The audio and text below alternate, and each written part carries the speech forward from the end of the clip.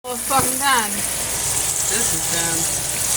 Notice I didn't fill the pan up with all the oil, right? Because you don't need, unless you want to, have it fried really hard. You want to cut out some of the oil in your diet, right? You don't need a lot of oil, especially because I don't just want these fried. I actually want to have them. This is going to be saved for the gravy that I'm going to make with this once it cools off. We're going to have a thermometer, check your meat. Make sure it's cooked at the right temperature.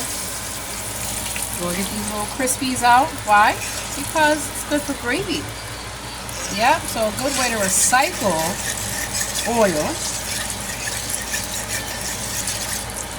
You can store it in a little pan or Crisco jar like we used to do back in the day. And I'm doing this so it doesn't burn. You don't want your oil to burn. Also, if you were going to fry more food, more chicken, you don't fry other stuff like vegetables and shrimp in the same oil, you want to keep your oil clean. So this, darlings, bring it over here. And you know what? I have been cooking, I don't know, a little bit of time. Good thing is, I have most of what I want done.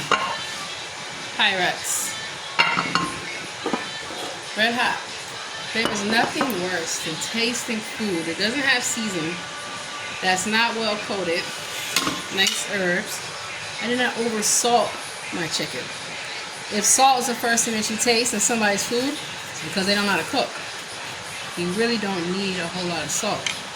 Use herbs, use different seasonings. You can use garlic salt, onion salt, kosher salt, really good.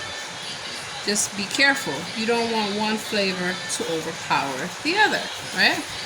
So, you can see all this oil. I'm going to try to get away. So what I'm going to do,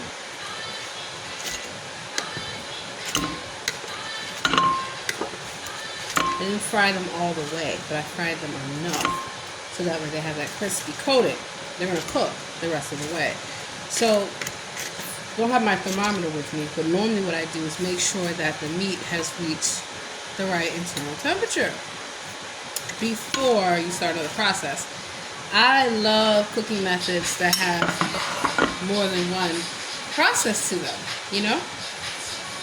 And so you can still have fried food. Limit the amount of fried food that you have and limit the amount of oil that you use. As you can see here, even just using half a pan of oil, look at all that oil. That's not going to be ingested. So here's your chicken.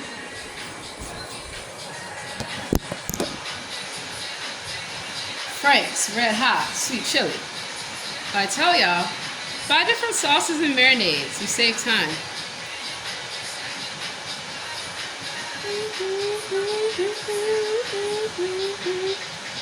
And if you do have a drink, we're at home, not in the workplace, right? You gotta pay attention. Drink water.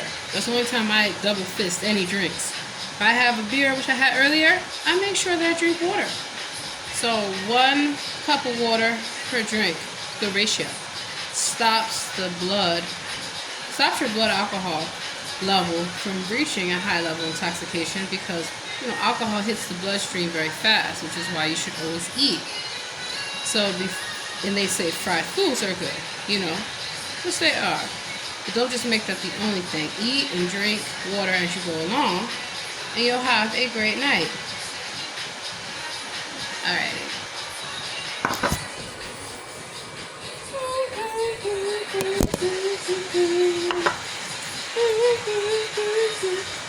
I have put some at the bottom of the pan. Put some at the bottom of the pan. Make sure you have an even coating, right? Which we do. And I don't want to put too much, but I want to put enough. You're going to have a good coating on it. I'll show you what I mean here. See that? How it's coated on both sides. Very important. Put a little more. And turn the oven up really high for this. That nice glaze. And then a lot of times I like to make different sauces. Just go in the kitchen. I call it kitchen sink special. Whatever's in the refrigerator, a little bit of this, we'll use it. But now I do try to recycle glass jars. They're really good for paint. A number of things, right? It's just getting the labels off a lot of times and then looking at the type of cap. Plastic cap like this, I can reuse it. Also, for seasoning, these glass jars, you can save them. Soak them in hot water, soapy water, baking soda,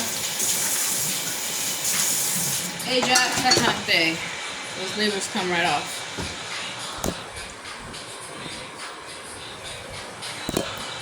Alright. So I used to do this for a lot of people, food prep, especially late at night. It's easier to just come when the house is quiet.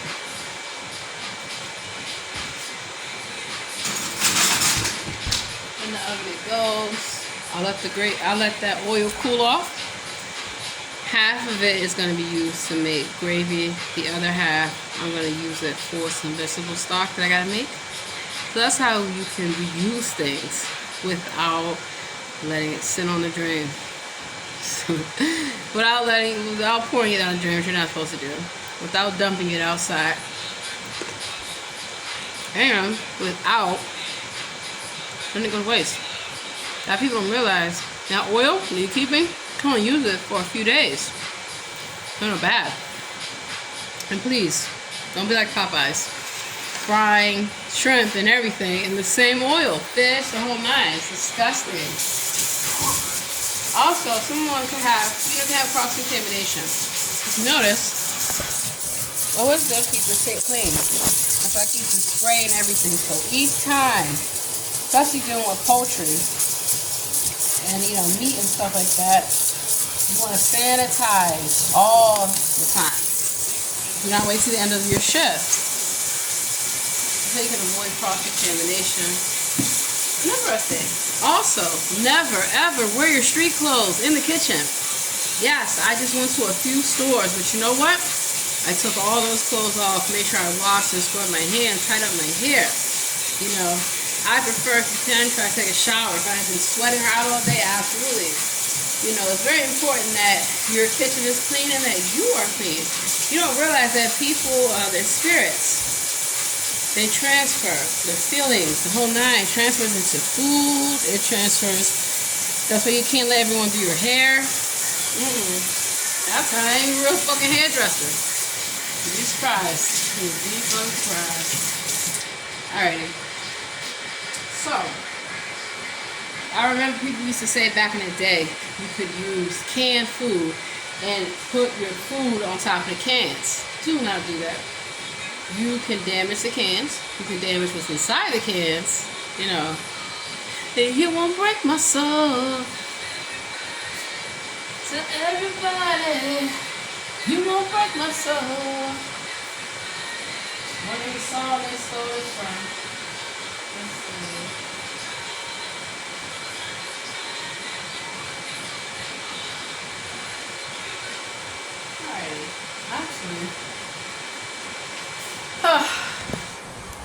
Take breaks.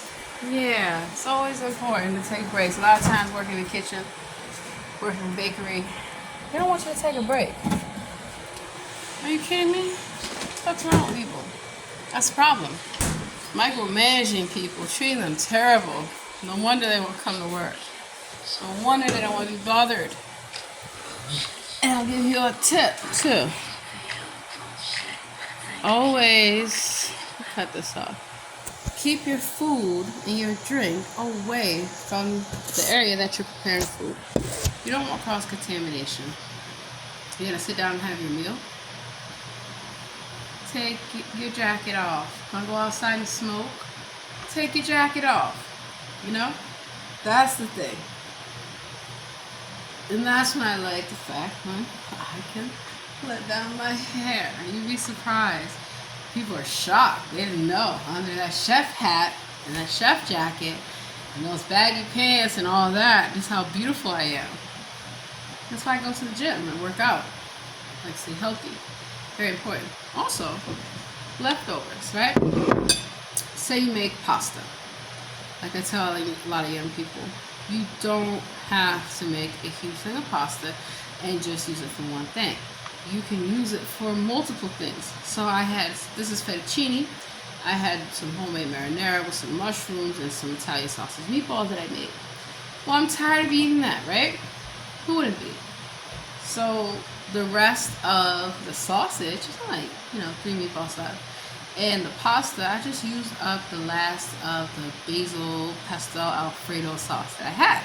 So that's a good way that, again, I pay attention to what is in the household. So food is not wasted. And also that you're maximizing all of the ingredients. Do not buy a lot of produce. You're not going to use it all. I tell restaurants this all the time. You're over ordering stuff. Look at what is actually selling. Measurements are important. And one of the things I notice in a lot of restaurants, they are so skimpy with the portions. When people are complaining, they're paying X amount of money. You don't want to skimp on the portions. You don't want to tell them that this is premium, whatever, and it's not.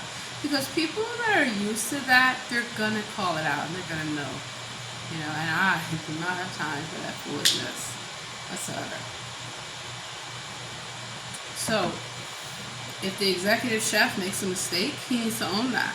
The bartender makes a mistake, the server, whomever, they have to own that. Why? Because everyone is depending upon a good dining service. They're depending upon that for their livelihood, for their tips, and also for customer retention. And so, we have people that have poor hygiene, that will not use the proper techniques in the proper recipes. If you work in a restaurant and you cannot deviate from the recipe, you can't deviate from it. Doesn't matter how you feel. It's not your restaurant. You may think of a way to make it taste better and all that stuff. Now, if you work at a place where you can talk to the person directly, you can let them know. You can also make sure that your servers are well informed of what's on the menu, what it consists of. And if something is made a traditional way, let people know that. Because a lot of times, they may want a caramel macchiato, right? And they're used to Starbucks caramel macchiato. This is not a caramel macchiato. It's not a macchiato whatsoever. So I appreciate when people let folks know. You might be used to XYZ, but that's not how we do it here. We actually do it the real way,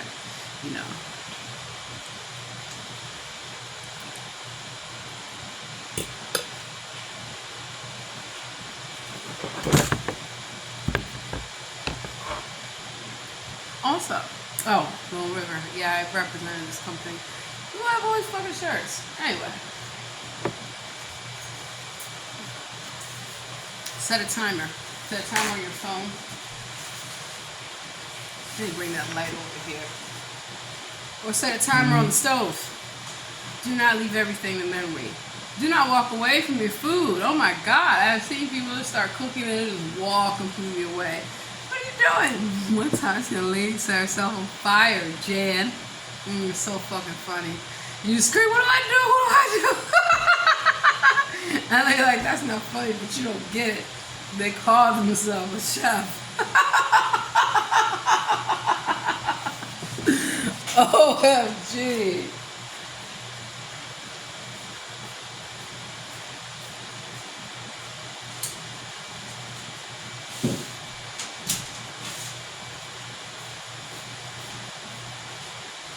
Servers, people that take orders the whole night, they should